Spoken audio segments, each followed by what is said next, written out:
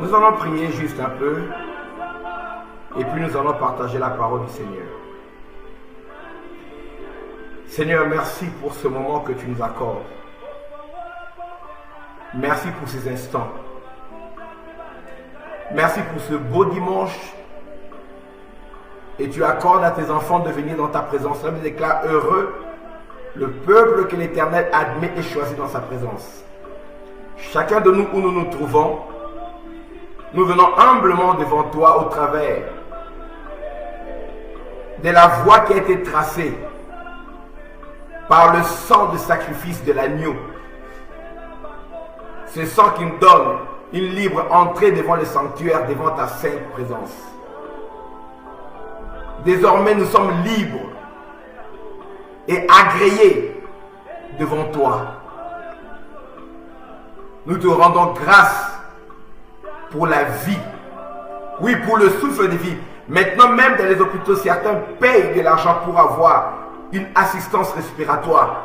Mais tu nous renouvelles ce souffle chaque matin, sans que nous n'ayons rien eu à payer. Comment ne pas te remercier, Seigneur? Comment ne pas te bénir?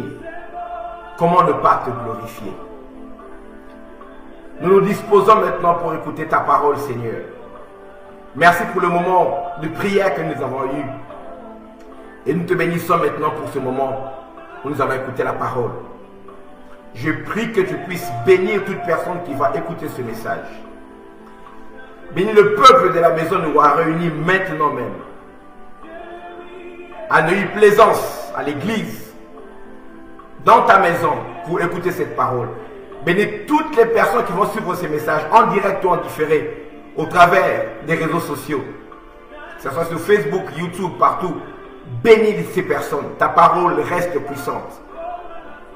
Que toute personne qui va croire en cette parole, qui aura la foi en cette révélation que tu vas communiquer à tes enfants, que cette personne soit bénie de la même manière que si elle s'était retrouvée en face de toi, Jésus-Christ.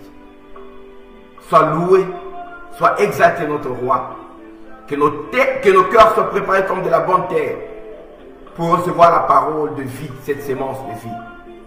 Et que nous puissions produire des fruits dignes de toi. Pour la bénédiction de nos vies et pour la gloire de ton nom. C'est dans le nom puissant et précieux de Jésus-Christ de Nazareth que nous avons ainsi prié. Amen. Voilà. Soyez richement bénis, peuple de Dieu. Je suis content pour ce moment. Nous allons avoir à partager la parole du Seigneur. Je sais que le Seigneur va nous faire grâce pour que vous puissiez recevoir quelque chose d'important au travers du message d'aujourd'hui. Je vous demanderai de prendre vos Bibles. Et aujourd'hui, Dieu veut bénir quelqu'un. Le Seigneur veut parler à quelqu'un. Le Seigneur veut réconforter quelqu'un.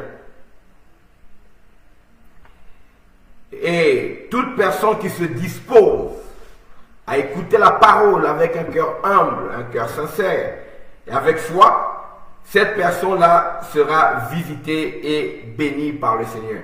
Chaque fois qu'on dispose son cœur pour le Seigneur bénit les vies de ces personnes. Alléluia. Et je crois qu'aujourd'hui, le Seigneur se prépare également à bénir ta vie. Nous allons lire le texte dans le livre de Jean, Évangile selon Jean. J'aime beaucoup l'évangile de Jean parce qu'il présente Jésus-Christ comme Dieu. Jean nous manifeste Jésus-Christ dans la révélation comme étant Dieu. Vous savez que Jésus-Christ était réellement homme, mais il était également réellement Dieu. Et c'est Jean qui, le plus, nous manifeste le caractère divin de Jésus-Christ. Mais dans cet épisode, il y a surtout le côté humain de notre Seigneur qui apparaît. C'est ce que j'aime. Nous allons lire dans Jean chapitre 4.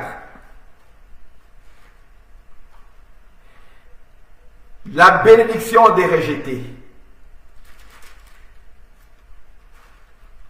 Dans ton abaissement, Dieu va te rencontrer.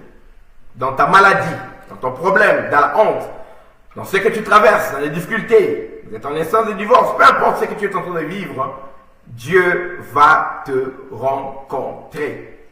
Tu as perdu de proches pendant cette pandémie de Covid. Je te dis que Dieu va te rencontrer. Tu as été toi-même malade. Tu as été exposé, Dieu va te rencontrer. Tu as perdu ton travail. Chômage technique. Il y avait une promesse d'embauche, mais à cause de la crise de la pandémie, cette promesse a été jetée aux oubliettes. Je te dis que ce n'est pas encore fini. La déclare pour tous ceux qui vivent, il y a de l'espérance. Et même un chien vivant vaut mieux qu'un lion mort. Alléluia.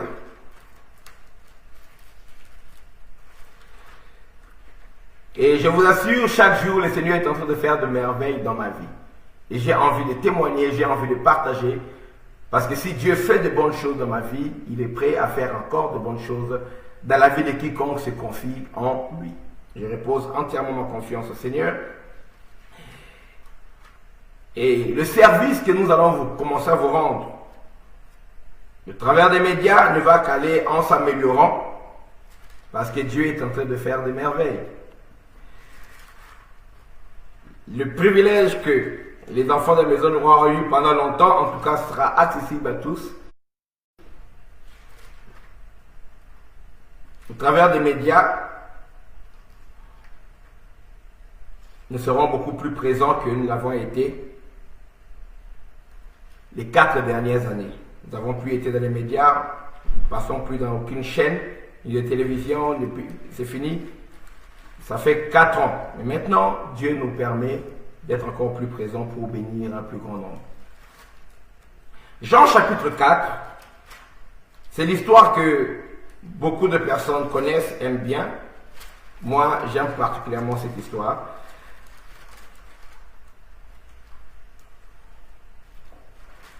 Jésus-Christ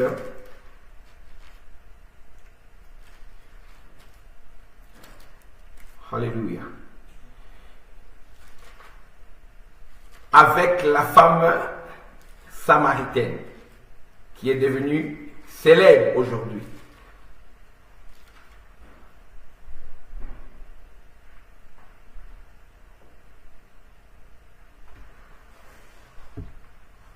Jean chapitre 4, nous lisons à partir du verset 4.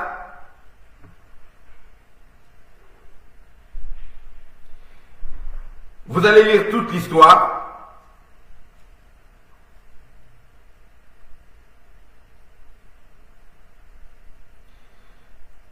L'histoire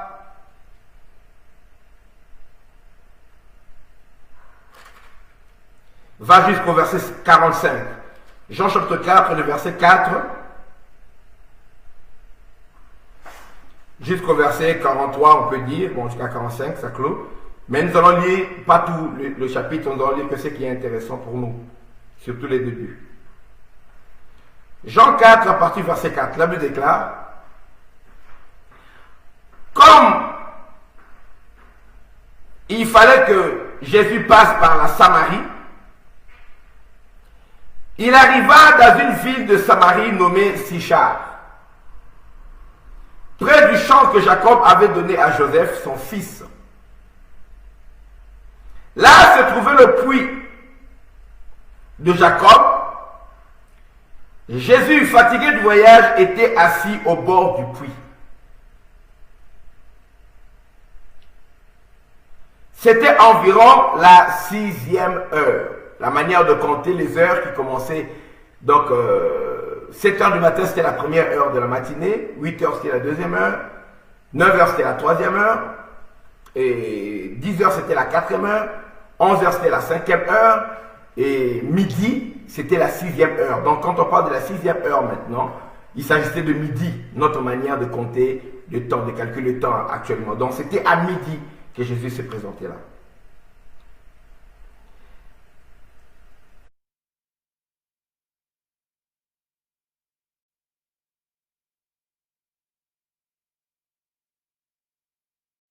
Verset 6 dit: là se trouvait le puits de Jacob. Jésus, fatigué du voyage, était assis au bord du puits. C'était environ la 6e heure, c'était environ midi. L'auteur a pris soin de mentionner le temps pour qu'on comprenne que la situation était désespérée. Vous savez, il y a des situations où on a l'impression d'emblée que Dieu est malmené, que rien de bon ne va se passer. Dieu aime se mettre dans des situations compliquées parce que Dieu est le maître des temps et des circonstances et il est capable de changer n'importe quelle situation, même par rapport à lui-même. Ça veut dire que notre Dieu n'a pas peur des situations compliquées. Les hommes ont toujours tendance à chercher ce qui est facile. Mais dans ce qui est difficile là, c'est là où Dieu va vouloir manifester sa puissance.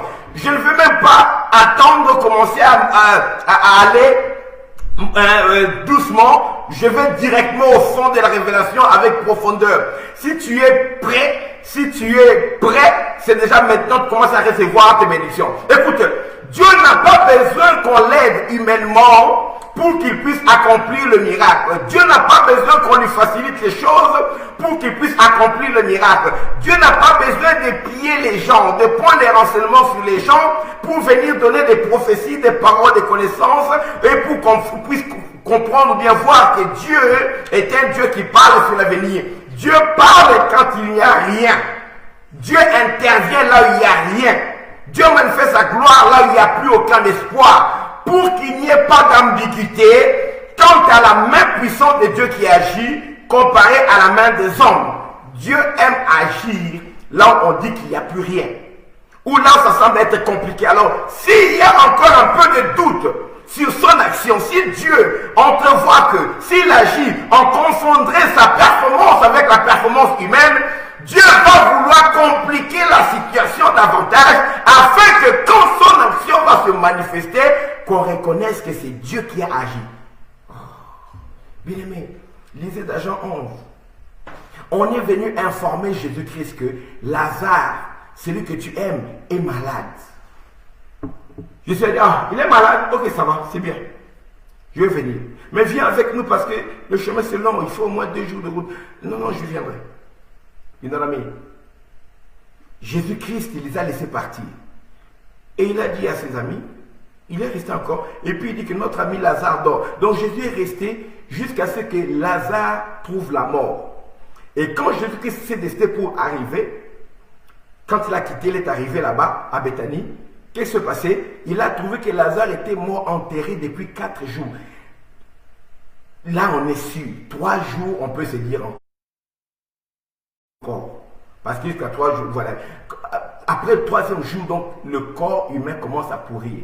Le corps peut se conserver sans rien toucher pendant au moins 3 jours. Ça va sentir, ça va construire. Après le 3e jour, on sait que la personne vraiment est morte. C'est pas que c'est la personne qui est dans le coma, non. Jésus est venu quand Lazare commençait à sentir la putréfaction, afin que quand il intervient, qu'on ne dise pas que c'était un complot. Lazare se cachait, Lazare avait fait semblant de s'endormir parce que Jésus était ami à Lazare, ami à Marthe et à Marie. Jésus a laissé la situation s'envenimer afin que quand il agira, qu'on comprenne réellement que c'est lui qui a agi et que ce n'est pas un homme. Des fois dans nos situations, c'est pourquoi j'ai appris, dès que la situation commence à tourner au vinaigre, je m'abandonne à Dieu. Parce que quand Dieu remarque que tu continues à t'accrocher à tes propres efforts, tu continues à t'accrocher à ton père, tu continues à t'accrocher aux humains, là, quand c'est confié à l'homme, Dieu voit que ta confiance n'est pas entièrement attachée à lui, il va te laisser te faire comprendre que ton père ne peut rien pour toi, ta mère ne peut rien pour toi, et toi-même tu ne peux rien pour toi, ton salut est en lui. Et le moment où tu vas te tourner vers lui, c'est à ce moment-là qu'il va agir. C'est pourquoi moi, dès que la situation commence à devenir un peu bizarre, ça commence à sentir le roussi, je m'abandonne à l'Éternel pour gagner du temps. Je n'ai pas besoin de traverser un calvaire pour que Dieu vienne. Quand je comprends déjà que là, ça commence à être compliqué pour moi, j'écris à Dieu. Et Pierre marchait sur l'eau à l'ordre de Jésus-Christ. Dès que Pierre a commencé à sombrer parce qu'il a eu peur, il n'a pas attendu de couler au fond, non. Dès qu'il a commencé à sombrer, il a dit, Seigneur, aide-moi, viens à mon secours. Et le Seigneur a étendu la main pour l'enlever, parce que quiconque invoquera le nom du Seigneur sera sauvé. N'attends pas que ta situation pourrisse, maintenant déjà, d'emblée je te l'ai dit, n'attends pas que la situation devienne compliquée, tu peux invoquer déjà Dieu maintenant et placer en lui ta confiance et il agira. La déclaration chapitre 37, verset 5. Il recommande ton sort à l'Éternel, mets en lui ta confiance et il agira. Alors, dans cette situation, On dit que le Seigneur est arrivé au bord du puits dans le village de Sichar, fatigué du voyage. Ah, les gens disent, ah, bon, comme il est arrivé au puits, c'est bien. Bon, sûrement il y aura quelqu'un qui va l'aider. Sûrement il est arrivé à l'heure où on puise. Quand l'auteur a écrit, c'était la 6e heure de sienne, c'était midi. Même celui qui dit, oh, mais lui aussi. Il va au puits là, à l'heure où il n'y a plus personne. Il n'y a plus personne de sérieux. Parce que toutes les femmes, dans ce temps-là, c'était les femmes qui avaient l'habitude d'aller approvisionner la maison en eau. Et les femmes mariées et les femmes vierges. Donc, les femmes qui étaient honorables en Israël, c'était les femmes qui étaient mariées ou bien celles qui étaient vierges. Quand on n'est pas marié, on n'a pas encore connu d'hommes. C'est deux catégories de femmes qui étaient honorées en Israël. Les autres catégories n'étaient pas honorées. Alors, les femmes mariées et les femmes célibataires qui étaient encore vierges venaient puiser de l'eau le matin. Si le Seigneur était venu le matin, on dit que non, c'était environ la 2e heure. Donc, il faut imaginer, c'était 8 heures du matin, il y a encore des gens. Mais quand l'auteur a dit que c'était la 6e heure, donc c'était à midi, on a dit, ah, mais lui aussi, il est fatigué, comment on va l'aider, comment on peut, pourquoi? Dieu n'a pas peur de se compliquer la vie. Dieu n'a pas peur. Et on n'aide pas Dieu parce que dans ce qui est compliqué là, c'est là où Dieu manifeste sa gloire. Comme il est resté encore 2 jours de plus, pour que Lazare là meure et qu'il vienne le ressusciter au lieu de le guérir, parce que la gloire de la résurrection est plus éclatante que la gloire de la guérison. Oh, je parle à quelqu'un. La gloire de la résurrection est plus éclatante que la gloire de la guérison. Amen. Toi, tu t'attends à ce qui est la guérison. Dieu veut parler de la résurrection. Dieu veut conjuguer le verbe ressusciter au temps présent dans ta vie. Parce que dans la guérison, on va dire, bon, peut-être tu faisais semblant. Mais Dieu veut montrer que là où il n'y avait plus aucun espoir, c'est lui, ton Dieu, qui est intervenu dans ta vie pour que les gens te craignent. Et que les gens sachent que le Dieu que tu invoques est vivant. Que quelqu'un me donne 3 puissants amen. Amen. Amen. Oh, bien aimé, donnez-moi encore 3 puissants amen. Amen. Amen. Amen. Ah, voilà. Dieu veut. Il savait, Dieu, on n'aide pas Dieu. Aujourd'hui, on est en train d'essayer d'aider Dieu dans des paroles de connaissance, dans des prophéties, dans ceci. Non, on n'aide pas Dieu. Écoutez-moi très attentivement. Quand Élie a invoqué, j'ai dit que je vais directement dans la révélation. Je n'ai même pas le temps de faire encore le taxi avant le décollage. On a déjà décollé. We out. Nos starting blocks sont déjà libres, on est déjà parti. Si tu veux en faire partir, on est déjà parti. Alors, sois là, écoute bien ce message attentivement. Écoute-moi bien. Quand à la montagne du Carmel, quand Élie devait rencontrer les 450 prophètes de Baal, il leur a dit, bon, voilà ce qu'on va faire. Prenez un taureau, sacrifiez-le, ne mettez pas le feu, invoquez le feu. Et moi aussi, je ferai pareil. Le Dieu qui répondra par le feu, c'est lui qui sera le véritable Dieu. Les prophètes de Baal ont préparé leur sacrifice. Depuis le matin jusqu'à midi, il n'y a rien. Ils ont dansé, ils ont crié, ils ont chanté, il n'y a rien. Ils ont même fait des incisions, ils sont blessés, ils ont versé le sang. Le sang a coulé. Il n'y avait ni bruit, ni signe d'attention, dit la Bible. Il n'y avait rien du tout qui est arrivé. L'Holocauste était là, le feu ne descendait pas. Élie a dit, attendez, quittez un peu. Élie, qu'est-ce qu'il a fait? Il a rétabli d'abord l'autel. Parce que c'est dans l'autel qu'on vient rencontrer Dieu. Un Dieu, on ne les rencontre pas sans autel. Il a rétabli l'autel avec les 12 pierres qui symbolisent les 12 tribus de la maison d'Israël. Et puis il a mis, mettez l'Holocauste. On a mis le bois, on a mis l'Holocauste. Sorry. Il a préparé le sacrifice bien. Et il a dit, bon, je ne veux pas qu'on dise que j'ai triché. Parce qu'on n'aide pas Dieu. Hein? Écoutez, avant que je puisse faire la prière que le feu descende, je vais vous montrer que mon Dieu est différent du Dieu des Baal. Allez, venez, mettez de l'eau. On a renversé de l'eau sur le sacrifice. Sur le sacrifice, sur le bois, sur les pierres, l'eau. On a dit, mettez encore de l'eau. On a rempli encore d'eau. Mettez encore. Tout était mouillé, même le truc qui était autour de l'autel était rempli par les eaux. Pour montrer que Dieu aime se compliquer la situation en sachant que quand il va agir dans cette situation compliquée, sans équivoque, vous allez comprendre que ça, c'est Dieu et ce n'est personne d'autre. Oh, bien aimé. Alléluia. C'est ça notre Dieu. N'aidez pas Dieu. Hein? Demande-moi, tu veux que je parle pour ta soeur, je prie pour ta soeur, parle-moi un peu d'elle. Et puis tu viens sortir le message là en parole de connaissance. Je vois comme si. J'ai déjà eu quelqu'un qui a eu l'audace, lui, tes puissances, de me téléphoner pour essayer de me parler de mes frères et sœurs après avoir consulté ma page Facebook. Oh, je te vois et j'ai dit, ah, Tu ne peux pas faire vraiment cette histoire à moi, de ta faveur. Les jeunes qui entrent dans les ministères. Là, parlez. Et puis après, je dis à la personne qui m'a rencontré, les gens, là, je l'ai déjà rencontré. La personne qui avait une place au téléphone, je l'ai déjà rencontré, je le connais. Et tout ce qu'il a dit comme information là, ça se trouve sur ma page Facebook, en fait. Si on demande autre chose, il ne sera pas. Pourquoi? On n'aide pas Dieu. Va chercher la face de Dieu si tu vas avoir des révélations pures, des révélations vraies. À l'époque, il n'y avait pas de textos, il n'y avait pas de messages, il n'y avait rien. Vous savez, les gens comme Oral Roberts, on venait aux années 60, on venait dans les campagnes de l'évangélisation. Oral Roberts venait là, les foules venaient, vous savez, on voyageait en quittant New York, on allait partout pour aller dans les États. Il fallait des fois faire plusieurs jours. Vous avez écouté le message à la radio, il fait plusieurs jours de voyage pour arriver là-bas. Les gens venaient en voiture, tout ça. La foule arrivait où il n'y avait pas encore les téléphones, les portables. Vous arrivez et Oral Robert venait là avec une feuille. Il avait une feuille. Il commençait à lire le nom des gens avec des détails. Il ne vous a pas téléphoné, il ne vous connaît pas, mais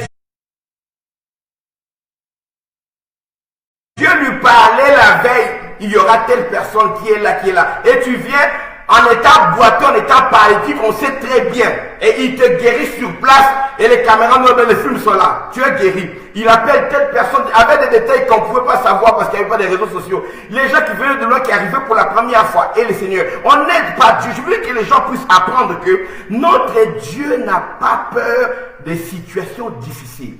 L'autre jour, j'étais en train de méditer.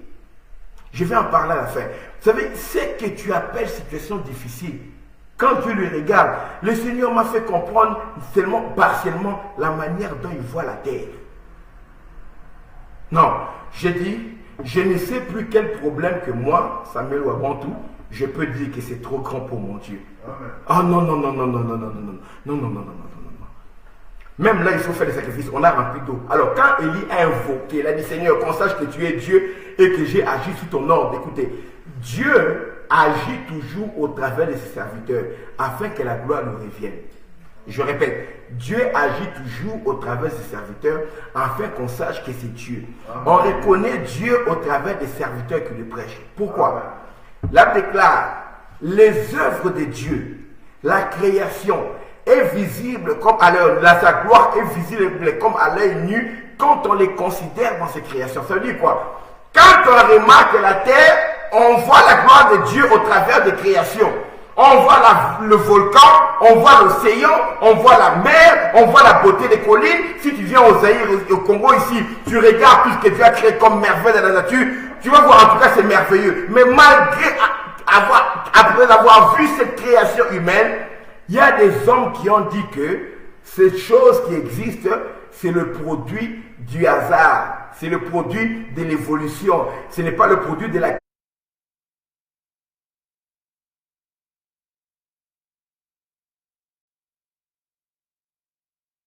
création. C'est-à-dire que la Terre, eh bien l'univers vient d'un certain Big Bang, et puis ça commence à évoluer, et puis la vie est née sur la Terre. Par hasard que la vie est née sur la Terre, c'est par hasard que la Terre s'est développée. Il n'y a aucun créateur, il n'y a pas Dieu qui existe, c'est la nature qui a existé par elle-même. Malgré qu'il y a des évidences de la création de Dieu, au lieu de donner gloire à Dieu, les gens utilisent l'évidence là pour dire que Dieu n'existait pas. C'est-à-dire quoi? On n'a pas besoin d'un homme normalement pour nous parler de la gloire de Dieu, parce que la gloire de Dieu est visible. Mais personne n'adore Dieu. Alors au lieu de venir adorer le vrai Dieu, certaines personnes ont fait même des créatures leur Dieu. Les Romains ont un panthéon de dieux, le dieu de la mer, comme les Grecs aussi, le dieu de la mer, le dieu de la forêt, Zeus, le dieu de la foudre, et tout chez les Grecs. Ça veut dire que les gens ont divinifié même les créatures. Ça veut dire que la création elle-même ne nous permet pas d'adorer Dieu comme il voudrait qu'on puisse l'adorer. Parce qu'on peut voir la gloire de Dieu, c'est visible pour nous, mais nous rejetons Dieu. C'est pourquoi Dieu a choisi, pour qu'il n'y ait plus de confusion. Quand toi tu viens, tu vois Dieu, un Indien il voit Krishna dans la création. Un Arabe il dit il voit Allah dans la création. Un autre là peut venir, il voit un Romain s'il était ici, il verrait Jupiter, un autre verrait Zeus, un autre verrait Dagon, un autre verrait Baal. Tout le monde vient, il voit Dieu à sa manière, dans la même création, dans la même œuvre de Dieu, chacun voit Dieu à sa manière. C'est pourquoi Dieu a choisi de se révéler aux hommes au travers de ses serviteurs. Il appelle les gens, il est loin de son esprit, il met sa puissance sur eux, il leur insuffle pour parler de sa part. La déclare, c'est divinement inspiré que les hommes ont parlé de la part de Dieu. Dieu a choisi, c'est lui qui a choisi.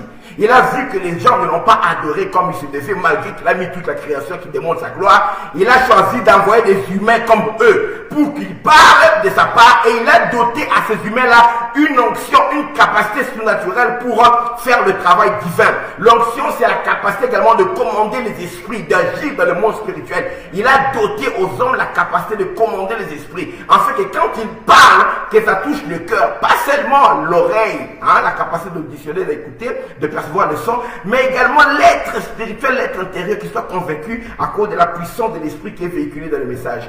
Dieu se glorifie au travers de ses serviteurs, et il y a dit qu'on sache que tu es Dieu et que moi je suis ton serviteur. Je t'ai envoyé, et pardon, tu m'as envoyé pour parler à ce peuple. Et dans notre histoire ici, quand on dit que c'est midi, on comprend que la situation est désespérée.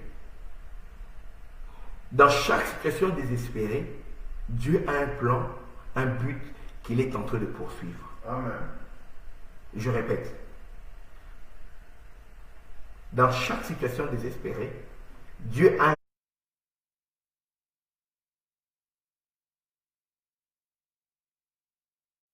un plan et un but qu'il est en train de poursuivre. Amen. Surtout, une situation désespérée qui arrive alors que tu as obéi à Dieu. Ne désespère pas. Quand ça se complique alors que tu as obéi à Dieu. Vous savez, il y a eu 9 plaies en Égypte.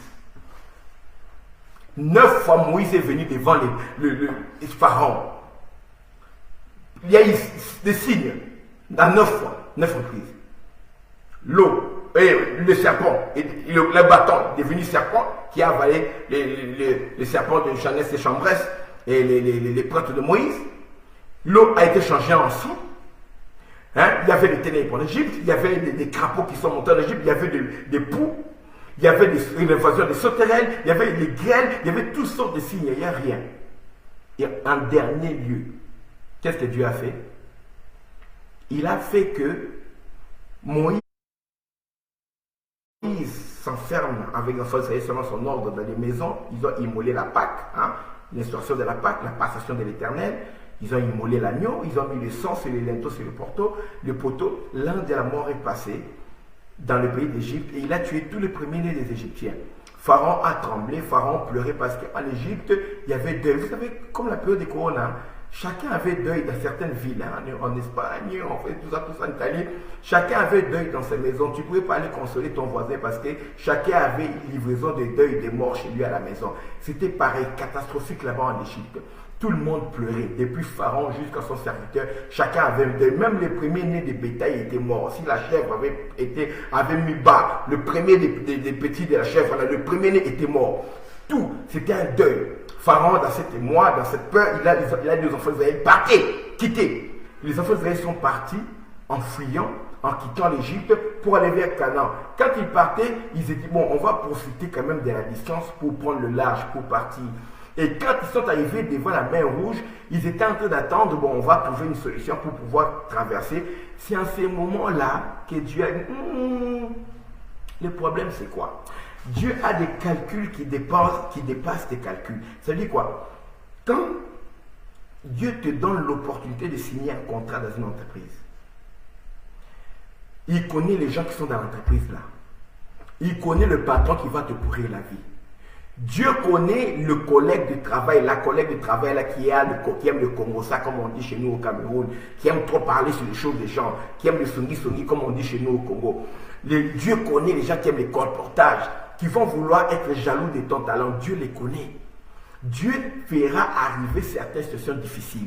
Il y a beaucoup de gens, quand ils rencontrent des problèmes dans la bénédiction que Dieu leur a donnée, ils commencent à dire, Seigneur, est-ce que c'est vraiment toi? C'est comme Jean-Baptiste, c'est quand il était en prison, il a demandé, est-ce que c'est vraiment toi le Christ qui devait venir, ou bien on doit attendre un autre, crise de la foi. Ça montre que même un grand prophète de Dieu, on a dit que le plus grand des prophètes qui sont nés, personne qui est né des femmes ne soit plus grand que Jean-Baptiste. Même Jean-Baptiste est là, le plus grand de tous les prophètes selon Jésus-Christ, a eu une crise de foi. Lui qui a dit, voici l'agneau de Dieu qui ôte le péché du monde, il a commencé à se demander, est-ce qu'on doit attendre quelqu'un d'autre? Vous voyez, donc même un pasteur peut avoir une crise de foi. Alors, ce qui s'est passé, c'est quoi? Dans la situation compliquée, les gens croient que quand c'est compliqué, c'est que Dieu n'est pas là. Non, Dieu est là. C'est de cette complication-là que Dieu va se glorifier. Dieu a calculé, écoutez, moi je veux que le peuple d'Israël soit un instrument didactique pour enseigner au monde le culte du vrai Dieu. Je veux leur donner mes lois. La loi ne m'est pas encore donnée parce que c'était donné à Sinaï plus tard. Je vais leur donner mes lois, ma parole. Je vais leur donner mes préceptes parce qu'ils sont nés en Égypte et 450 ans, ils ne me connaissent pas. 450 ans.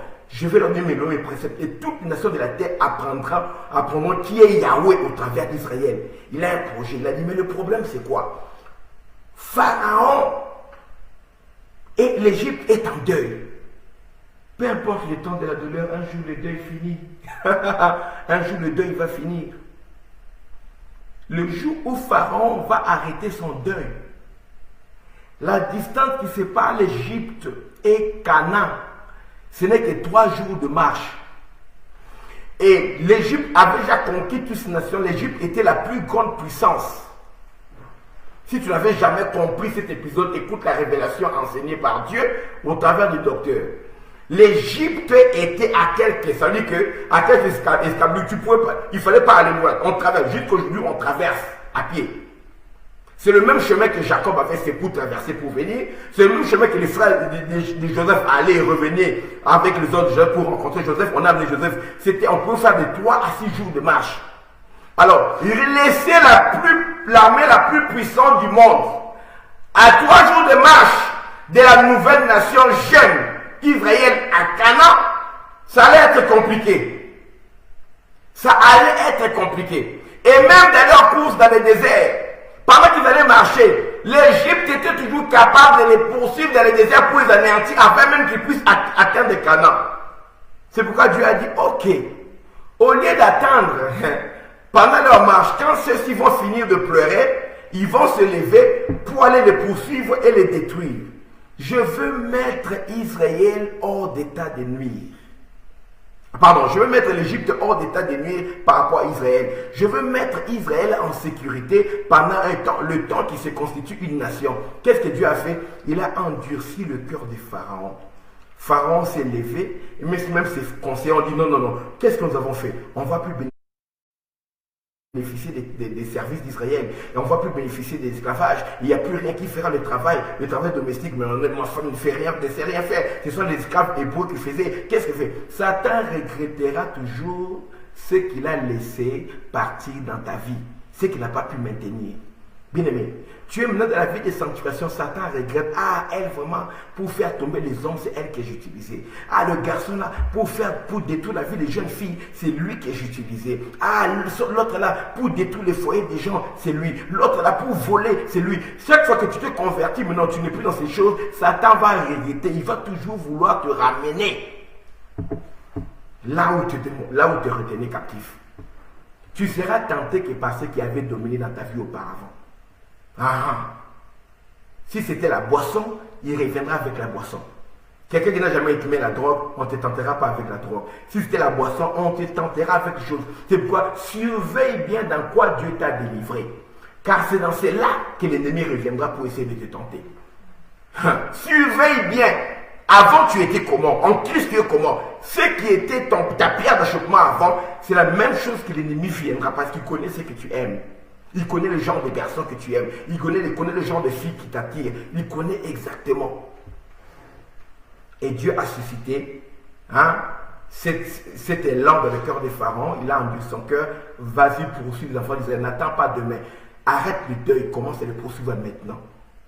Quand Pharaon s'est levé avec son armée pour poursuivre les enfants d'Israël, bien aimé, ce qui semblait être le signe que Dieu les a abandonnés, ce qui semblait être le moment le plus difficile, parce que quand les enfants d'Israël ont vu, ils ont commencé à pleurer. Ils ont commencé à pleurer, ils ont commencé à mal parler contre l'Éternel et contre Moïse. On va mourir ici. Regarde Pharaon, bien aimé, la situation qui s'est aggravée dans ta vie, c'est la main de Dieu qui est en train de te délivrer des combats futurs que toi tu ne comprends pas. Parce que nous calculons les situations présentes par rapport au combat d'aujourd'hui. Mais est-ce que tu connais les combats qui vont venir au mois d'août? Est-ce que tu connais le combat qui t'attend au mois de septembre? Maintenant, on est en juillet 2020. Est-ce que tu connais ce qui t'attend dans 3 à 4 mois? Dieu peut te permettre de passer une situation difficile qui va résoudre le problème des 10 prochaines années de ta vie. Amen. Mais tu ne sais pas. Tu ne sais pas pourquoi il a permis que tu souffres. Tu ne sais pas pourquoi il t'a permis que tu ailles quelque part. Que tu es quelqu'un, un patron méchant qui crie sur toi. Tu ne sais pas pourquoi Dieu a permis que tu passes par là. Amen. Parce que Dieu va faire de toi aussi un patron demain. Mais il veut que tu te comportes mieux que l'autre patron là. Dieu veut t'enseigner. Dieu a compris que si tu as le pouvoir, si tu as ton entreprise, tu seras un mauvais patron comme l'autre. Alors il t'envoie chez un mauvais patron pour apprendre ce qu'il ne faut pas faire. Et tu vas voir ce patron là avec beaucoup d'employés, tes collègues, zélés, mais chacun commence à partir, à quitter le travail. Et toi, tu es le seul qui a supporté jusqu'à la fin. Tout le monde est parti. Le patron, là, toi aussi tu es parti.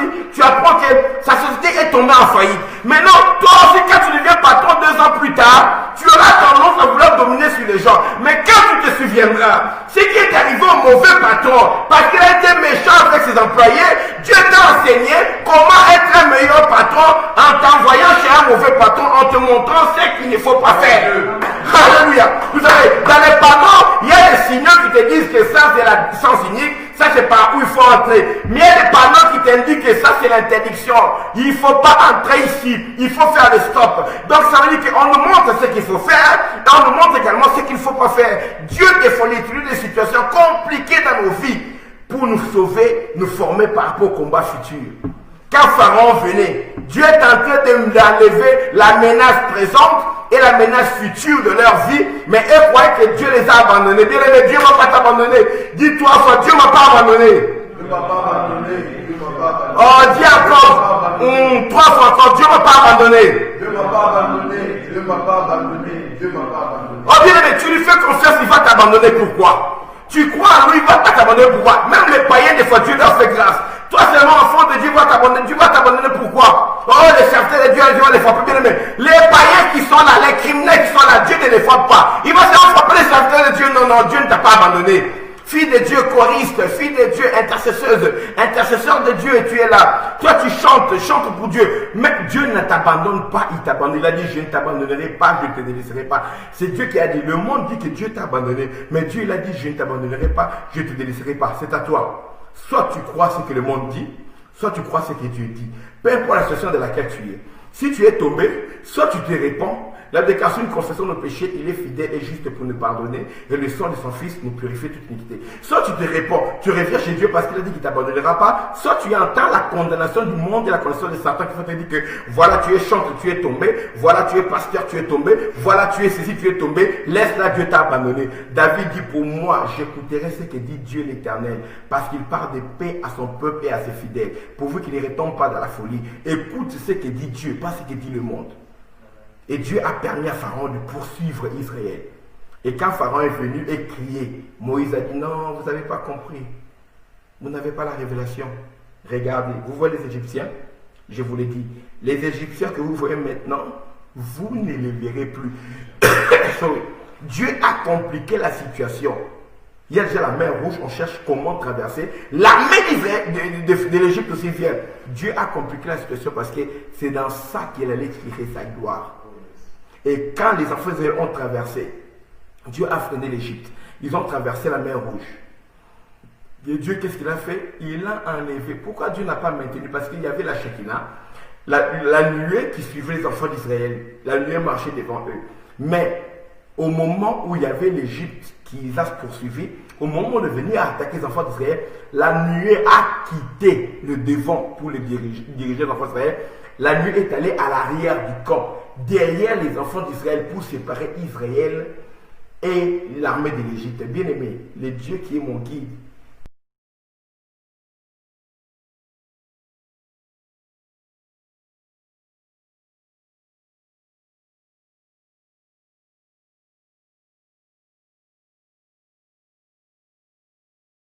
ta gauche, Dieu sera ta force à ta droite. Que 1000 tombent à ton côté, 10 000 à ta droite, tu ne seras pas atteint. De tes yeux, tu verras la rétribution des méchants. Dieu a dit qu'il est celui qui te protège, qui te garde.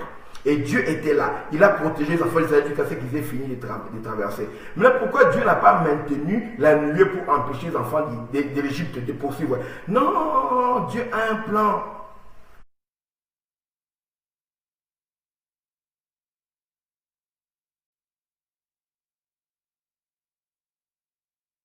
Quand Israël a traversé, Dieu a enlevé la nuée. C'est comme pour dire aux enfants, aux Égyptiens, pardon, allez, poursuivez-les. Tu te dis, ah, pourquoi Dieu a permis que cette personne me trahisse? Dieu est en train de te sauver pour ton avenir. Écoute bien. La trahison là, Dieu a permis que ça arrive maintenant. C'est un secret. Vaut mieux qu'on te trahisse quand tu as 4 000 euros dans ton compte bancaire, 7 000 euros dans ton compte bancaire, qu'on vient te trahir quand tu as 10 millions d'euros dans ton compte bancaire. Dieu sait que tu auras des millions. Il est en train d'enlever déjà les traîtres autour de toi. Pour un petit rien, les gens te trahissent, tu dis, ah! Oh, je rigole de ceux qui ont trahi ma vie. Je rigole de ceux qui ont trahi, je rigole de ceux qui m'ont trahi, je rigole de ceux qui sont éloignés de ma vie, ceux qui sont partis en me faisant du mal. Je rigole parce que Dieu est bon, Dieu qui connaît l'avenir. Il n'a pas permis que ces gens entrent dans ton futur parce qu'il n'y a pas de place pour eux dans le futur glorieux que Dieu te réserve. C'est pourquoi il permet que ces gens-là manifestent leurs mauvaises intentions maintenant. J'ai un ami à moi, Bishop Kéron, en Angleterre, qui a dit ceci. Il a dit, quand les gens te montrent leur vrai visage, il faut les croire. Quand les gens te montrent qui ils sont réellement, il faut croire à ces gens-là. Ça veut dire quoi? Ne te fie pas à ce que vous avez vécu dans le passé. Si la personne te montre vraiment son vrai visage, ne dis pas, mais c'est lui, moi je le connais, il est bon. Non. Considère le vrai visage qu'il vient de te montrer. Considère le vrai visage qu'elle vient de te montrer. Crois que la personne là est réellement comme elle vient de te montrer là. Et tu aussi dis que oui, est-ce que c'est toi moi qui me fais ça? Oui, c'est moi qui te fais ça. Et qu'est-ce que tu veux? Tu croyais quoi? C'est moi. La personne ici, c'est considère. Et sois sage. La situation difficile, compliquée dans laquelle tu es là, où tout semble être compliqué, bloqué, où tu sembles être rejeté, abandonné, c'est dans ces situations compliquées-là que Dieu veut manifester sa gloire. Dieu n'amène pas la complication pour rien. Et le Seigneur notre Dieu, Jésus-Christ, quand il est arrivé à Sichar, dans une heure compliquée, une situation compliquée, où toutes les personnes vertueuses de la ville sont déjà passées, sont rentrées, l'endroit est resté brouillé parce qu'on a puisé de l'eau. Jésus est assis là, fatigué du voyage, sans qu'il y ait personne tout autour. Mais le Seigneur savait pourquoi il a choisi cette heure-là. Le Seigneur connaît où tu es. Il connaît ton problème. Il connaît tes habitudes. Il connaît par où tu passes. C'est au point de ton besoin que le Seigneur va venir te rencontrer. Cette femme maintenant, samaritaine, elle a soif depuis le matin. Elle s'est réveillée, il n'y a plus d'eau dans sa maison. Elle est assoiffée. Elle a besoin de l'eau pour préparer. Elle a besoin de l'eau pour faire la lessive, pour faire la vaisselle. Elle était obligée de rester là. Regarder les vaisselles qui sont sales, ça commence à sentir dans la maison. Les vêtements qui sont sales. Elle avait faim. Il n'y a même pas moyen de préparer parce qu'il n'y a plus d'eau dans la cruche. À ce temps-là, il n'y avait pas de robinet. Elle avait faim. Sorry. Elle ne pouvait pas préparer. Pas parce qu'elle ne voulait pas préparer. Pas parce qu'elle ne savait pas préparer. Mais la société lui avait imposé de rester assoiffée, même si elle manquait de l'eau. De rester affamée sans avoir de l'eau pour préparer, parce qu'elle n'était pas digne. À cause de ses péchés, il lui était interdit de se mélanger avec les femmes mariées ou de se mélanger avec les vierges. Elle était contrainte, à cause de son état spirituel, de rester à l'écart. Et elle avait faim à 5h, 6h du matin. Vous voyez, on l'a dit, moi en tout cas le matin, j'attends qu'il y ait le matin pour que j'aille poser de l'eau. Elle se réveille le matin, elle a soif, elle ne pouvait rien faire. Elle attendait 9h, 8h. Parce que avant qu'elle parte, Elle doit voir le groupe des femmes du village qui reviennent avec de l'eau. Pour montrer qu'on a fini, nous sommes rentrés, maintenant toi l'as rejeté. Tu peux partir. Oh, je suis en train de parler de la bénédiction des rejetés. C'est là qu'on a acclamé. C'est là qu'on y a des parents qui ont pillé l'argent du pays, qui les ont envoyés à étudier en États-Unis, en Europe, tout ça, tout ça. Ils sont allés, tout ce qu'ils ont ramené, c'est des cruches avec de l'eau. Toi qui es rejeté, ton père est rejeté, ta mère est rejetée, vous avez souffert, vous n'avez pas eu les moyens, vous n'avez pas eu ce qu'il faut. Vous qu'on avait délaissé, vous qu'on regardait mal à cause des vêtements qui accompagnaient, que tu venais avec à l'école, à cause des chaussures qui étaient trouées, que tu venais avec à l'école, vous tous qui étaez délaissés. Je ne connais pas la situation dans l'entreprise. Il y a des personnes favorites favorisées par le patron. Pas parce que toi tu fais mal le travail, non, mais parce que ces personnes ont des acquaintances ou bien des choses, des deals dans lesquelles toi tu ne fais pas participer en tant qu'enfant de Dieu. Tu n'as rien contre eux, mais leur machination, la corruption, le vol qui est là. Maintenant, tu es devenu la brebis galeuse de la société parce que tu ne veux pas te mêler à leur vol, à leur deal, à leur détournement de fonds. Tu ne veux pas te mêler à cela. Alors on te prend comme un paria, on te dit que non, on ne veut pas avoir affaire avec lui. Quand il y a la promotion, il n'y a jamais ton nom qui sort. Il y a des recommandations pour des promotions, pour de nouveaux postes. On ne donne pas ton nom à cause de ta foi, ou bien à cause de ta situation, à cause de tes qualités ou de tes défauts, peu importe. Si tu es délaissé, tu es rejeté, je te dis aujourd'hui, il y a une bénédiction de Dieu pour toi. Si tu crois, si tu crois et si tu crois. Quand les autres sont revenus avec joie, cette pauvre femme, elle a pris seulement sa couche. Je vais partir, moi aussi, prendre de l'eau. J'étais obligé de jeûner, de rester assoiffé, parce que la société m'interdit d'aller puiser de l'eau à l'heure où il y a des femmes nobles. Moi, je suis délaissé. Oui, je n'avais pas le droit de venir signer un contrat. Je n'avais pas le droit d'être embauché. Ils ont fini. Maintenant, c'est ton temps. Maintenant, c'est mon temps. Alléluia. Maintenant c'est le temps de quelqu'un. Je te dis, tu t'es plein, maintenant c'est ton temps. Je dis à quelqu'un, maintenant c'est le temps où ta mère aussi va se réjouir. Oh, c'est le moment où ta mère va dire aux gens, eh bien, là c'est mon fils. C'est le moment où ta mère va dire aux gens, là c'est ma fille. Celle qui vient de se marier là, c'est ma fille. Celle qui vient d'acheter la nouvelle maison là, c'est mon fils. Celle qui vient d'acheter la nouvelle voiture là, c'est ma fille. Celle qui vient d'être nommée ministre, c'est ma fille. C'est le moment où ton père va se réjouir. Ton père qui a souffert pour te faire étudier, c'est le moment où il va se réjouir. Oh, ta mère qui a souffert, votre papa est décédé, la famille vous avez abandonné, la famille vous avez délaissé. Je vous dis, vous avez grandi dans la difficulté, vous avez été rejeté de tous. Je te dis à ta maman, mon Dieu va nous visiter. Maman, Dieu va te consoler. Pas par quelqu'un d'autre. Moi, ton fils, moi, ta fille, je vais être la consolation de Dieu dans ta vie. Toi qui es rejeté, toi qui es abandonné, toi qui es marginalisé par la société, si tu crois, tu verras la gloire de Dieu. Car c'est l'Éternel qui élève. Dieu élève qui il veut et il abaisse qui il veut. Et quand Dieu te lève, personne ne peut t'abaisser. Cette femme a dit, c'est mon tour. Le problème, c'est qu'elle partait sous la chaleur parce qu'il était midi. Vous connaissez dans les pays désertiques là, il fait très chaud la journée.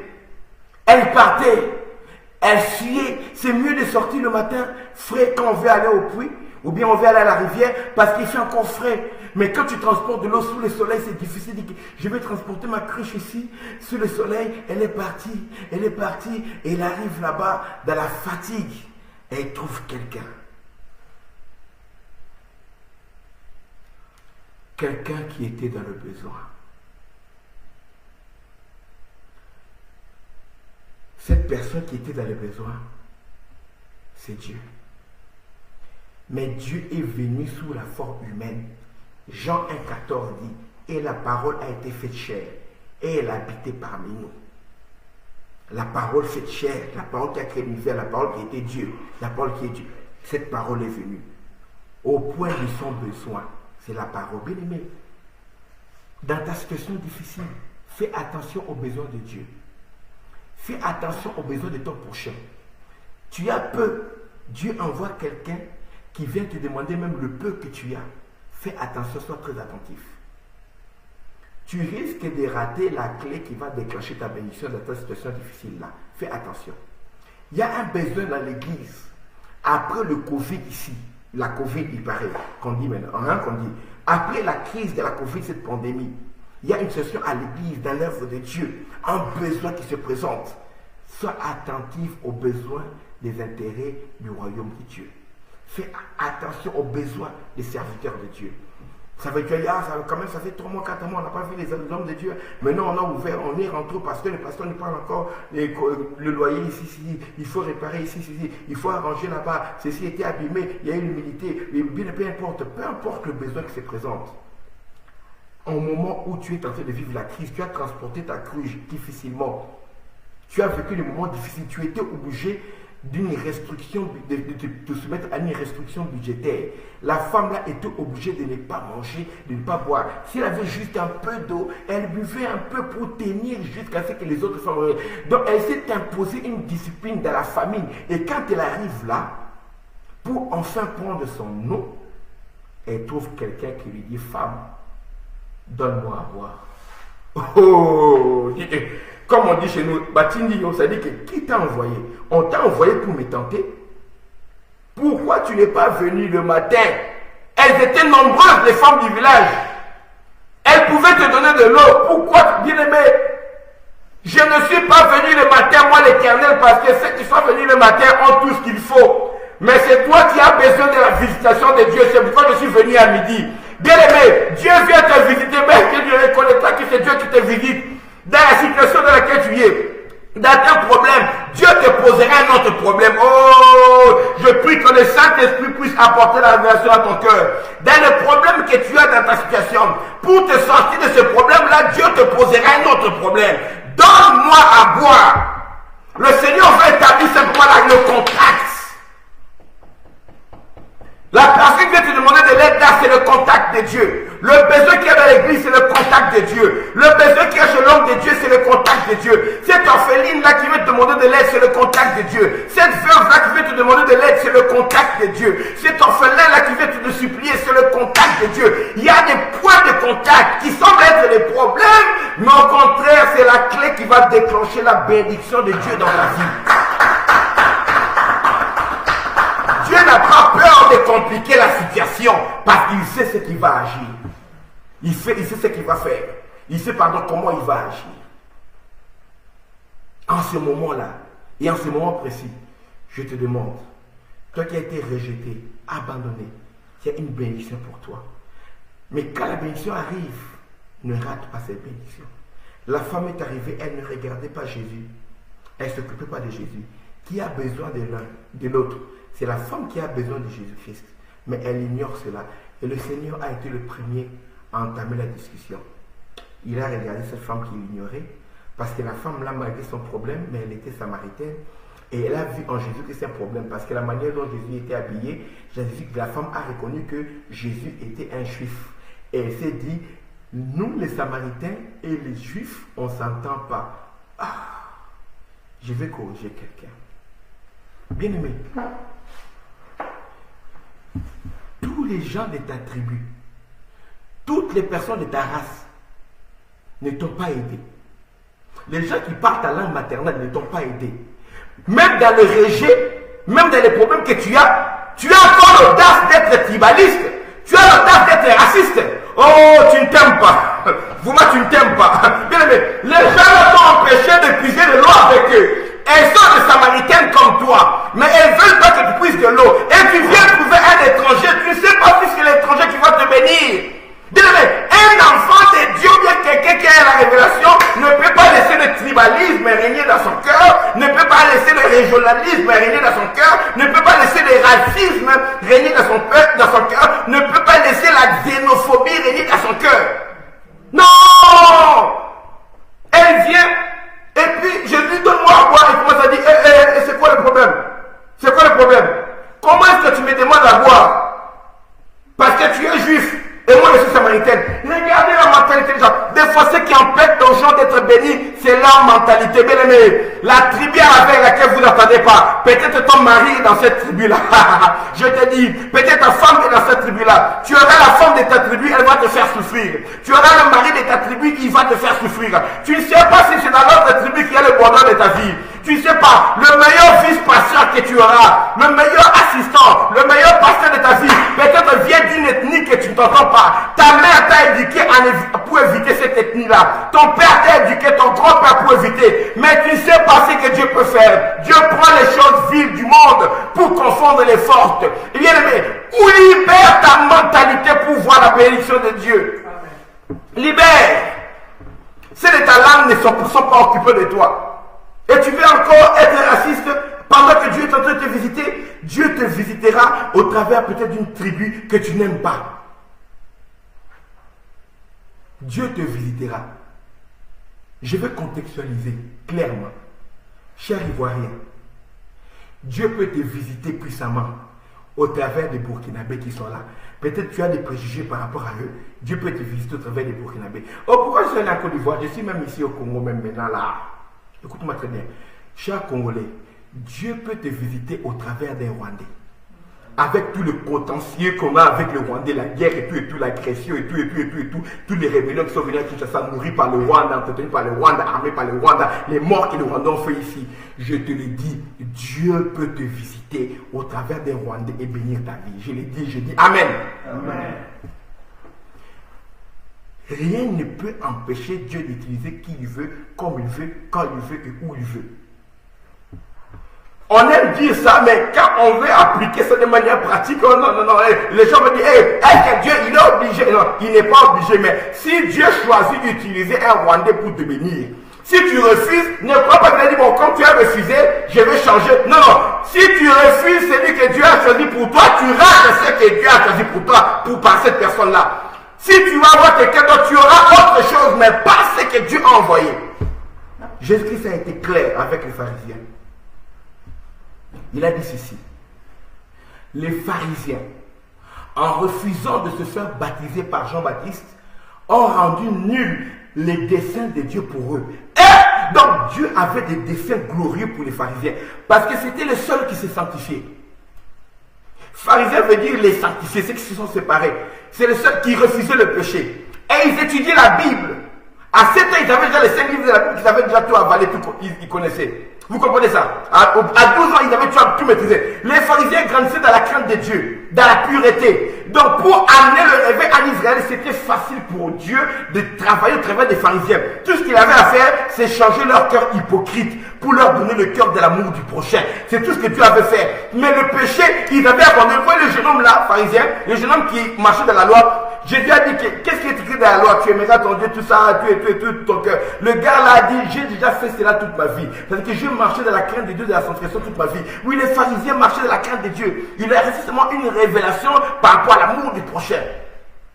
Dieu avait des projets pour eux. Et il a envoyé Jean-Baptiste. Ces gens-là n'ont pas reconnu Jean-Baptiste comme prophète. Ils ont refusé Jean-Baptiste. Jésus a dit qu'en refusant de se faire baptiser par Jean-Baptiste, vous avez rendu nuls tous les desseins de Dieu pour vous. Faites très attention de ne pas rejeter la personne que Dieu envoie pour répondre à tes prières.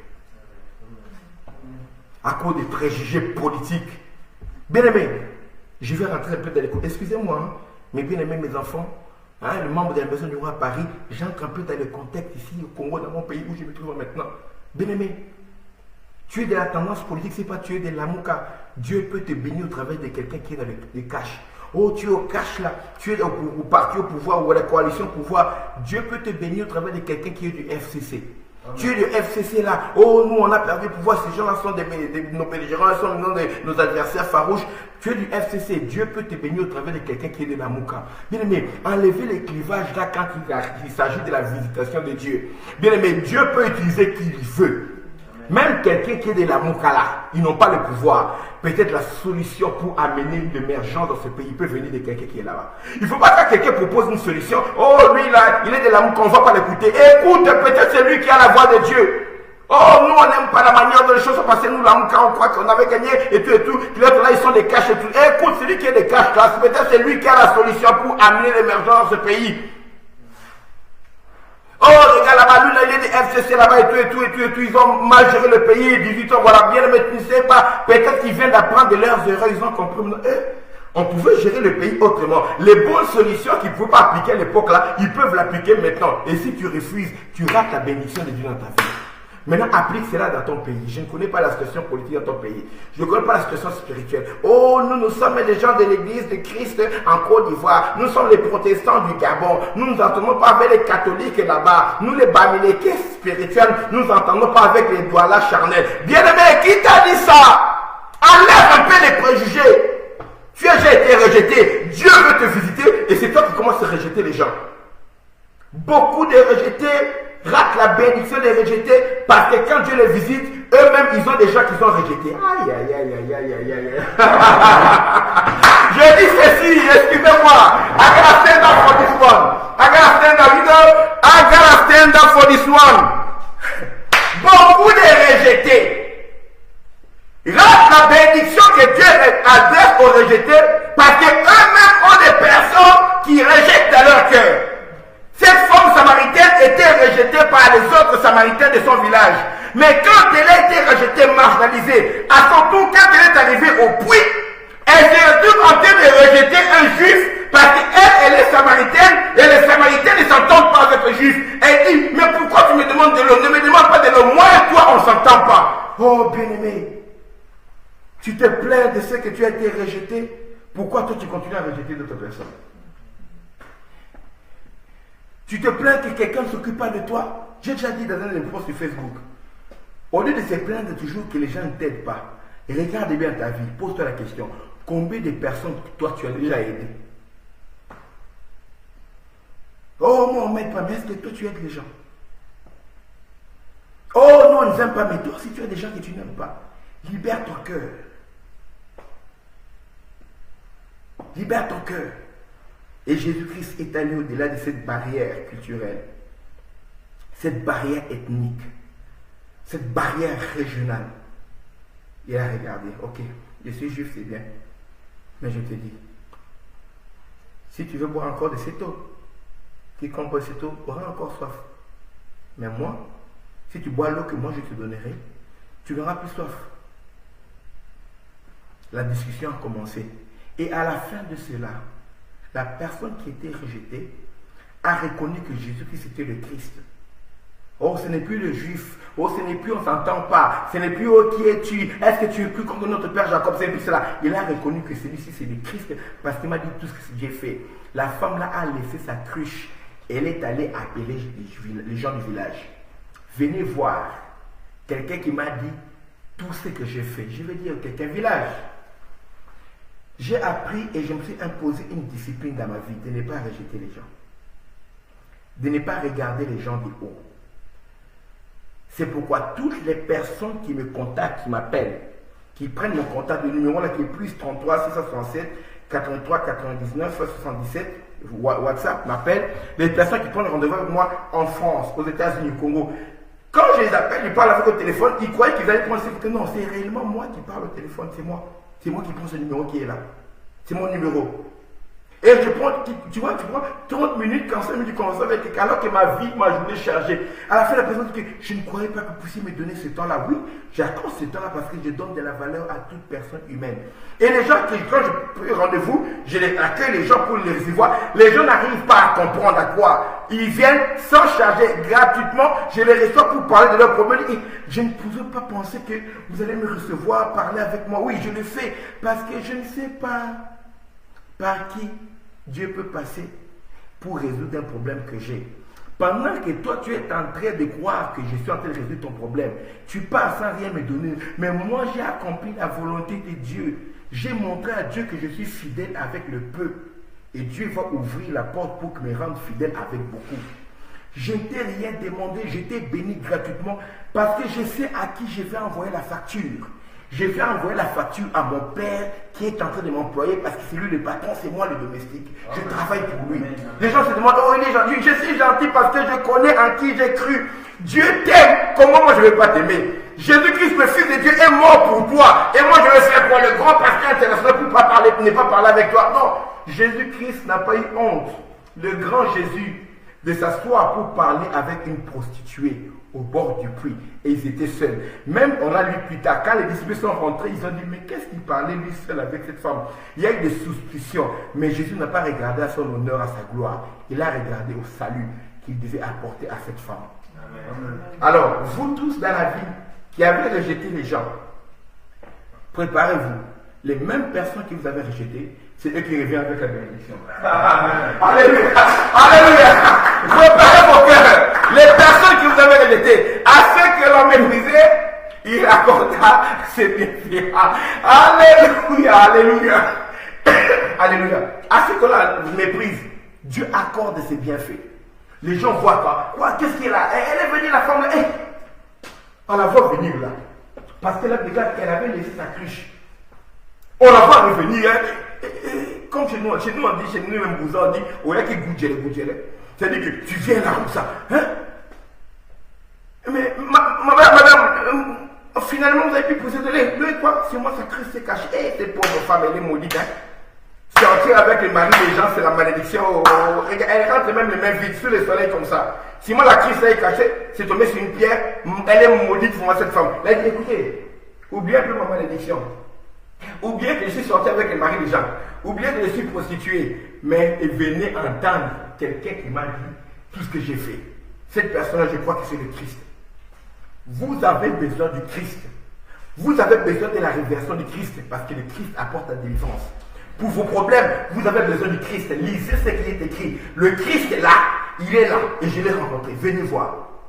Si tu continues avec tes préjugés, oh elle la prostituée, oh elle ceci, oh elle, est-ce qu'elle est vraiment pas été prophétesse? Ou bien aimé, continue avec tes préjugés, tu rateras la bénédiction.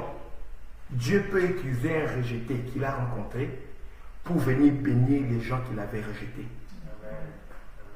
Ceux-là qui avaient dit, Moïse, est-ce que qui t'a établi juge sur nous? Qui t'a établi chef sur nous? Ceux qui avaient rejeté Moïse, les enfants d'Israël là, quand ils voulaient mettre la loi entre ces deux frères qui se battaient, ils l'ont rejeté. C'est le même Moïse rejeté qui est revenu plus tard comme le libérateur d'Israël. Enlevez vos préjugés. Parce qu'il y a un Dieu qui bénit les rejetés. Il y a un Dieu qui utilise les rejetés pour qu'ils puissent bénir les mêmes personnes qui les avaient rejetés. Notre message s'arrête là. Alléluia. Tenons-nous debout, nous voulons prier. Alléluia. Oh Yababa Shekara Baba Korobo Shekara Baba Korobo Sheka. Bien-aimé, j'aimerais que tu pries. Je ne connais pas la situation que tu traverses. Je ne connais pas les moments difficiles que tu es en train de traverser. Mais je crois que le Seigneur du ciel qui nous a donné ce moment de partage de la parole connaît ta situation. Aucune situation n'est supérieure, n'est plus compliquée devant la puissance de Dieu qui est prête à se manifester dans ta vie maintenant. Je crois fermement que si tu pries avec moi maintenant, Dieu va te visiter. Tu as demandé de l'aide partout, personne ne veut t'aider. Tes dossiers à la banque sont rejetés parce que tu ne remplis pas les critères. Mais si tu as la foi, ta foi remplit les critères de Dieu. Hébreux chapitre 11, verset 6 dit, sans la foi, il est impossible de lui être agréable. Car il faut que celui qui s'approche de Dieu croit que Dieu existe. Et il est le bon payeur, le rémunérateur de ceux qui le cherchent. En ce moment, tu vas élever la voix pour prier avec moi. Prie en élevant la voix pendant que je serai en train de prier. Dis Seigneur, j'ai été rejeté, j'ai été abandonné, ma candidature a été rejetée. Pour la promotion, j'ai été rejeté. Chaque fois que j'ai un fiancé, il me rejette pour aller prendre quelqu'un d'autre. Chaque fois que j'ai une fiancée, elle me rejette parce que je n'ai peut-être pas les moyens. Tu es le Dieu qui bénit les rejetés. Bénis ma vie aujourd'hui. Bien aimé, commence à élever ta voix. Commence à élever ta voix, commence à parler à ce Dieu-là. Oh, ya baba baba chete. Commence à parler à ce Dieu-là. Commence à parler à ce Dieu-là. Commence à parler à ce Dieu. Commence à parler à ce Dieu. Il est le Dieu. Oh, ya baba baba chete. Il est le Dieu qui bénit les rejetés. Il est le Dieu qui bénit les rejetés. Oh, ya baba baba kolo chete baba. Eh, kata karaba chete. Oh, yete chete baba baba kolo chete. Oh, ya baba karaba chete baba. Seigneur, tu es le Dieu qui bénit les rejetés. Notre Dieu, tu bénis les rejetés. Tu utilises ceux qui sont rejetés.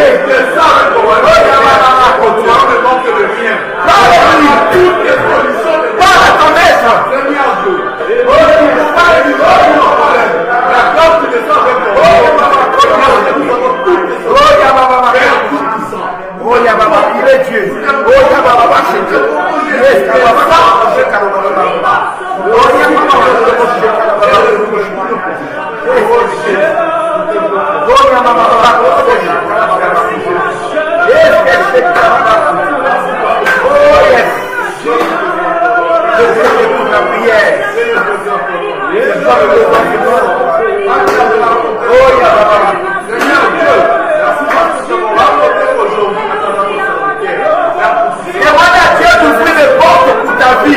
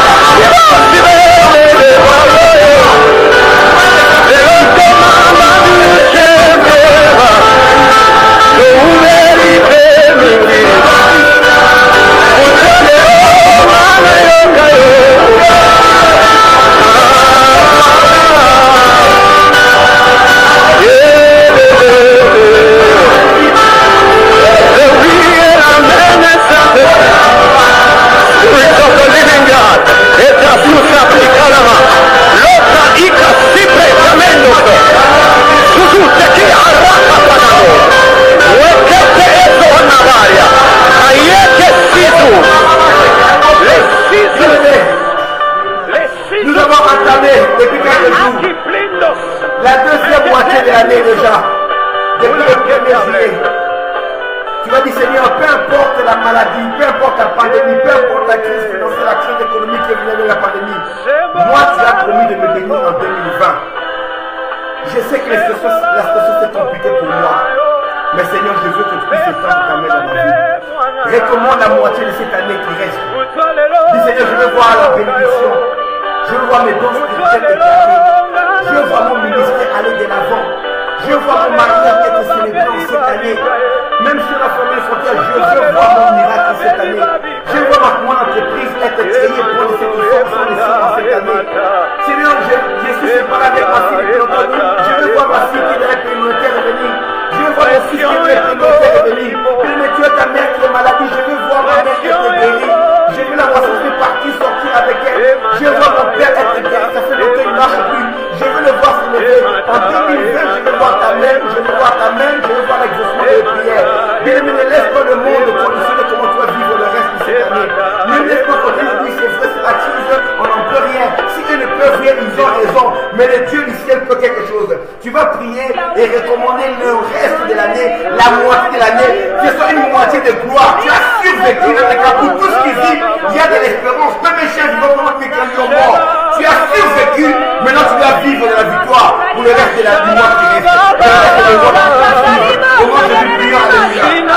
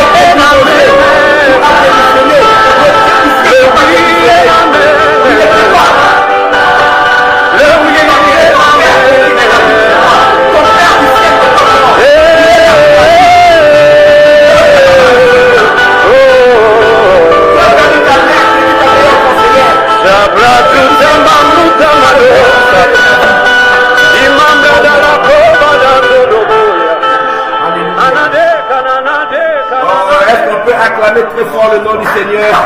Thank you. Oh, ya baba que notre Dieu soit béni. Que notre Dieu soit béni. Alléluia. Ok, merci. On va se rester avec vous juste for a few minutes. Voilà, que le Seigneur Dieu vous bénisse abondamment. Et je sais que le Seigneur va nous faire grâce, nous tous. Toi qui as prié avec nous. Je sais que Dieu va vous bénir abondamment. Le Seigneur va vivre ta vie. Je vais prier maintenant pour ceux-là qui veulent apporter leurs dons, leur offrande, ou bien ceux-là qui sont à la maison du roi. Vous avez pu donner votre dîme de cette semaine. Vous êtes apprêtés à donner ça maintenant. Vous êtes simplement levé vos mains là où vous êtes. Pour tous qui contribuent à l'œuvre de Dieu dans votre église. Tu as suivi ce message. Rappelle-toi que ton église a un besoin. Je ne sais pas tu es dans quelle ville. Va voir ton église, va voir ton pasteur. Ou bien faire un virement pour soutenir le travail. Vous êtes en train de faire des constructions dans votre église. Vous voulez acheter un endroit. Je ne sais pas dans quelle ville tu es. Continue à faire. Tu avais pris un engagement. Continue à faire cet engagement-là. Les païens ne soutiendront pas l'œuvre de Dieu. Les païens, au contraire, ils feront tout ce qui est possible pour empêcher l'œuvre de Dieu d'avancer. Mais toi, tu sais que tu dois soutenir l'œuvre de Dieu parce que tout ce que tu as, c'est Dieu qui te donne. Et plus tu soutiens l'œuvre de Dieu, plus Dieu te bénit. Nous ne faisons pas comme par pitié. Nous faisons cela parce que nous savons que c'est par ce moyen-là que Dieu nous bénit. Si tu avais arrêté, Dieu t'a dit, réponds, dis Seigneur, je suis en retard de un mois, 2 mois, va voir l'homme de Dieu. Paye ta dîme et rattrape le retard. En Israël, il y avait moyen de rattraper le retard de dîme. On payait un pourcentage en plus. On payait à peu près 20% de plus que ce qu'on avait manqué de payer la fois passée. On payait la dîme, on ajoutait encore en plus ce qu'on avait manqué de payer comme une pénalité. Mais toi, tu peux faire selon ce que Dieu te convainc. Rattrape-toi, sois en règle. C'est comme les impôts, tu n'as pas payé. Ça se rattrape toujours, tu payes à l'État. Tu trouves cela normal pour les hommes. Et pour Dieu, qui est le centre de ta bénédiction, tu dois comprendre que c'est également normal par rapport à ton obéissance à Dieu. De montrer à Dieu que je crois en ton travail, je crois en ta mission, je crois en l'homme de Dieu que tu as mis devant moi, je crois à la communauté que tu as mis. Ensemble, nous allons évangéliser, être les témoins. C'est pourquoi je soutiens ce travail. Depuis la Bible, il n'y a aucun don, aucune offrande qu'on a donné et Dieu est descendu du ciel, il a pris ça, il est parti avec sa main. Tout l'argent qu'on donne pour l'œuvre de Dieu, ça reste sur la terre. C'est utilisé par les hommes pour faire avancer le royaume de Dieu. Ça ne disparaît pas pour aller au ciel, non. C'est utilisé dans l'administration, c'est utilisé dans le besoin humain pour faire avancer le royaume de Dieu parmi les hommes. Cet argent est utilisé par les hommes sur la terre, les hommes que Dieu a désignés, les hommes que tu as fait confiance, c'est pourquoi tu vas dans ce ministère, ils vont l'utiliser pour la gloire de Dieu. Ça ne part jamais au ciel. Alors, accorde cela, donne cela comme tu le dois en tant qu'enfant de Dieu pour que Dieu continue à bénir ton travail. Je vais prier pour cela. Ils vont donner leur offrande, leur dîme, peu importe. Tu es dans un pays étranger, tu veux bénir le ministère de Dr Samuel Elrobantou, tu veux bénir la maison, peu importe. Il y a les numéros qui sont là. Le WhatsApp en français, le numéro de France qui est là, plus 33 667 43 89 77. Bien, tu veux téléphoner au numéro de chez Kinshasa. Le numéro de France, ça ne passe pas, il n'y a que le WhatsApp, mais le numéro de Kinshasa, tu peux téléphoner, je peux parler. Je vais t'indiquer, ou bien on va t'indiquer, donner à quelqu'un approprié qui va t'indiquer comment tu peux bénir ce ministère, comment tu fais un don, soit par virement, soit par WhatsApp, par Western Union, par MoneyGram, par PayPal, peu importe le moyen que tu choisiras, tu pourras faire ton don librement pour continuer à faire ce travail. Nous avons fait ce travail jusqu'à maintenant sans que nous puissions recevoir ton don. C'est parce que d'autres personnes ont fait des dons que toi tu écoutes ce message aujourd'hui.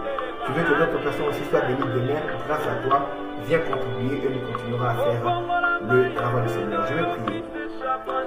Seigneur, merci pour ta grâce, merci pour ta bénédiction. Nous venons prier maintenant pour les offrandes, les dons, les dîmes de tes enfants. Parce que tu es un Dieu fidèle. Bénis tes enfants. Tu as dit donner et vous sera donné. Ceux qui obéissent en donnant ouvrent les écluses du ciel. Bénis leur travail, bénis leur source de provenance. Ceux qui sont fidèles avec peu, donne-leur beaucoup parce qu'ils t'ont démontré déjà qu'ils sont fidèles. Ceux qui étaient menacés des licenciements, sécurise leur travail. Ceux qui ont des promesses d'embauche mais qui n'ont jamais signé de contrat, permets-leur de signer les contrats durant indéterminé ou bien les contrats que eux souhaitent. En contribuant à ton œuvre, bénis-les pour qu'ils aient encore davantage, pour continuer à bénir encore ton travail au nom de Jésus. Je prie que tu puisses donner à ceux qui n'ont pas, ceux qui ne peuvent pas donner. Donne-leur de quoi s'aimer. Tu ne donnes pas de la même manière, tu es juste. Tu ne donnes pas de la même manière celui qui donne et ceux qui ne donnent pas. À ceux qui ont donné, multiplie ce qu'ils ont donné. À ceux qui n'ont rien donné, donne-leur de quoi donner, Seigneur. Car c'est toi qui donnes la sémence aux semeurs. Aux uns, donne la moisson. Aux autres, donne-leur la sémence. Et donne-leur la volonté de s'aimer ce que tu vas leur donner. Pour qu'ils puissent participer à la moisson qui est dans la bénédiction qui est réservée à ceux qui obéissent à ta parole. Je libère cette bénédiction financière en accord avec ta parole au nom de Jésus-Christ. Amen. Voilà, que Dieu vous bénisse abondamment. Voilà, je suis votre bien-aimé, le Dr Samuel Elrobantou. Je suis content. Si vous voulez me suivre en direct, toujours dans le message, je vous demanderai d'être connecté avec nous chaque mardi. Nous sommes en direct à partir de 20h heure de Paris. Et chaque jeudi, nous sommes également en direct à 20h heure de Paris. Nous serons en ligne pour vous parler de la part du Seigneur. Mais je prie avec les gens tous les matins. de 6h à 6h30 heure de Paris. C'est 5h, 5h30 heure de Kinshasa, heure de Douala, heure de Yaoundé. Et c'est de 4h à 4h30 heure d'Abidjan, heure de Accra, heure de Yamoussoukro. Donc connectez-vous, c'est à minuit heure de New York, heure de Martinique, heure de Washington et Guadeloupe, partout là-bas. C'est 1 heure de moins de 23h heure de Dallas, heure d'Atlanta, heure de Chicago. Et puis ce sera 2 heures encore moins, 21h heure de ceux qui sont à Los Angeles et puis à Las Vegas, partout j'ai déjà y approché. C'est à ces heures-là. Connectez-vous pendant 30 minutes pour commencer la journée. Et nous avons commencé une série de prières de feu pendant 7 jours. Nous avons commencé depuis le mercredi 1er juillet. On va finir mardi, des prières spéciales. Donc demain, retrouvez-vous avec moi. Nous prions sur Zoom. Pour participer à la prière sur Zoom, envoie-moi un message sur le numéro qui est affiché. Par le numéro de France, je vais t'ajouter dans le groupe de prière, dans le groupe WhatsApp. Qui est lié à ce numéro. C'est dans ce groupe que nous vous envoyons le lien Zoom. Télécharge l'application Zoom et quand nous envoyons ce lien, tu cliques dedans, tu vas directement te connecter dans le réseau de prière que nous sommes. Les gens se connectent, écoutez, les gens se connectent à partir de la France, les gens se connectent à partir d'ici au Congo, les gens se connectent à partir d'Abidjan, les gens se connectent à partir de l'île de la Réunion, là dans l'océan Indien. Les gens se connectent à partir de la Nouvelle-Calédonie, là-bas dans le Pacifique, à l'autre bout du monde. Les gens se connectent à partir des États-Unis, à Dallas et à Washington pour prier avec nous. Les gens se connectent à partir du Cameroun pour prier avec nous et à Brazzaville également. Les gens sont au bout du monde, mais ils se connectent tous pour prier avec nous le matin. Chacun selon son fuseau horaire. Nous avons noté, c'est à 6h, heure de Paris, c'est à 5h, heure de GMT, temps universel. 5h à 5h30, temps universel, 6h à 6h30, heure de Paris. Connectez-vous avec nous pour la prière. La prière fait la différence parce qu'il y a un temps pour prier. Il y a un temps où Dieu exauce les prières. Que le Seigneur vous bénisse abondamment. Priez pour moi, comme également je continue à prier pour vous. Si vous avez des requêtes de prière, des suggestions, n'hésitez pas à nous écrire et nous ne manquerons pas de vous répondre par la grâce de Dieu. Je vais prier pour conclure. Seigneur, je libère ta grâce, ta bénédiction dans la vie des enfants de Dieu. Laisse que ta faveur descende dans leur vie. Distingue-les. Qu'on reconnaisse qu'ils sont appelés de ton nom et qu'on les craigne. Eux qui étaient rejetés, visite-les, bénis-les, utilise-les comme des sources de bénédiction devant même ceux-là qui les avaient rejetés. Oindouille leur tête, que leur coupe déborde. Nourris-nous en face de nos ennemis, qu'ils voient que tu nous as fortifiés, qu'ils se repentent du mal qu'ils ont essayé de nous faire. Parce que tu es le Dieu puissant. Tu es le Dieu qui bénit et qui élève ceux qui étaient rejetés. Au nom de Jésus, nous avons ces prières. Amen. Voilà. Amen. Voilà, que le Seigneur vous bénisse abondamment, que la grâce et la faveur de Dieu soient avec vous.